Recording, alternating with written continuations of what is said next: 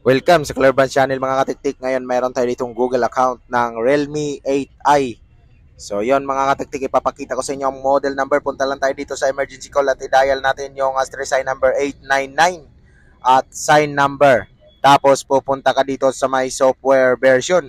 Ayan, at ito yung makikita mo, RMX 3151 Android 13. Yan, ibabak lang natin mga katiktik at ini-next natin at hanapin natin yung Pilipinas. Pilipinas, select Pilipinas, yan. Tapos continue, next, tapos next, abak natin. Punta tayo dito sa may wifi portion mga katiktik. Oy, ba't di lumabas? Napin natin yung may connect wifi, yan ito. So may nakita ka na yung parang letter I, pindutin mo yan yung may bilog. And then itong share. Tapos tong nearby. And then turn on. Tapos itong need help sharing. So yan. Tapos dito sa taas mga katiktik, may lalabas dyan na tatlong tuldok sa taas. Tingnan mo muna mga katiktik kung saan banda. Loading pa, medyo mahina at mabagal ang ating internet. Ayan, ito yung tatlong tuldok. Pindutin mo, share article. Yan.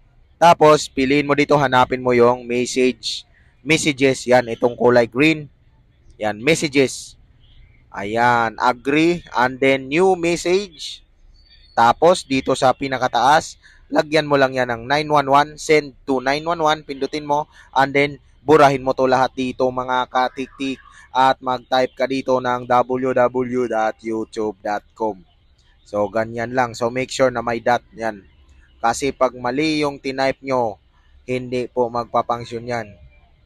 Dapat tama yung i-type nyo at i-send. So, nangangailangan siya ng SIM card. Lagyan natin ng SIM card para makapag-send tayo. Kahit anong SIM card mga katiktik, pwede nating ilagay. Yan, lagyan lang natin ng SIM card. At pag nailagay na natin, yan, masisend na po natin yan mga katiktik. So, wait lang tayo ng konti. Ayan, agree na siya. At kapag na-send na, pwede na natin i-eject ang SIM card. Yan, wala pong password na SIM card yan. Normal SIM lang.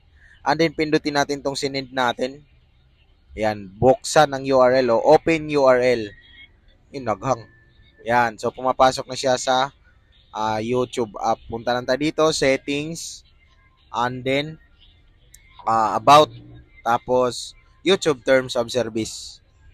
And then, pagdating dito sa URL, i-type lang natin ang be in room. Ayan, kitang-kita mo naman yan mga katiktik kasi malinaw naman yung ating camera. Ayan. Tapos, pindutin natin dito yung setting. Yan, setting, yung pangatlo. Yan, setting. Yan, lilinawin natin. Balik tayo ulit. Napindot yung ibang, mga katiktik. Balik tayo dito sa bin room. Balik tayo. Yan. Hanapin lang natin mga katiktik. Ayan, ito. Setting. Pindutin mo yung setting. Pagkapindot mo yan, yan, ito, open or buksan. Ayan, punta ka lang dito sa home screen and lock screen. And then pumunta ka dito sa home screen layout. Pag pindot mo yan, papasok na tayo dito sa home screen. And then hanapin mo dito yung tools. Yan, ito. Tools, and then hanapin mo yung clone ito. Oppo phone clone o clone phone. Yan, itong green, pindutin mo. Allow lang or payagan. Tapos other Android. At gagamit tayo dito ng ibang cellphone. Mga katiktik, itong gamit ko is Huawei. Tapos naka-download na din tayo ng Oppo phone clone sa Google Play Store lang po yan mada-download. Yan lang yung ida-download nyo para ma-bypass yung ating Realme 8i. So, start lang. Pag naka-download kayo, open nyo. And then, i-scan mo ito mga katiktik. Yan, kusa po yung magko-connect. Wala ka nang pipindutin. Yan. At maghintay tayo na mag-connect mga katiktik. At kapag nag-connect na, okay lang natin. Tapos, unselect mo lahat, di ba naka-check yon? Ay, pindutin mo lang connect. Kung mag-disconnect siya, pindutin mong connect. Tapos, pasok ka dito sa apps. Pindutin mo yung apps. Tapos, ipasa mo yung app dyan. Kahit anong app dyan, pwede mga katiktik. Ipapasa lang naman. So, piliin mo lang yung mababa na MB para mabilis lang mag-transfer. So, kahit anong app doon, isang piraso lang na lumabas doon, pwede mong i-transfer. So, pag na-transfer na, tabi lang natin tong isa. Okay lang natin at dito tayo sa button. Next na lang natin yan at papasok na yan sa ating home screen.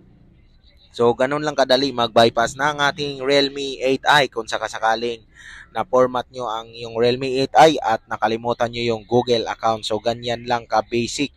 Maraming salamat kung nakatulong to sa inyo mga katiktik. Huwag kalimutan mag-like at syempre, i-subscribe mo naman. Yan, maraming thank you at hanggang sa susunod ko na video.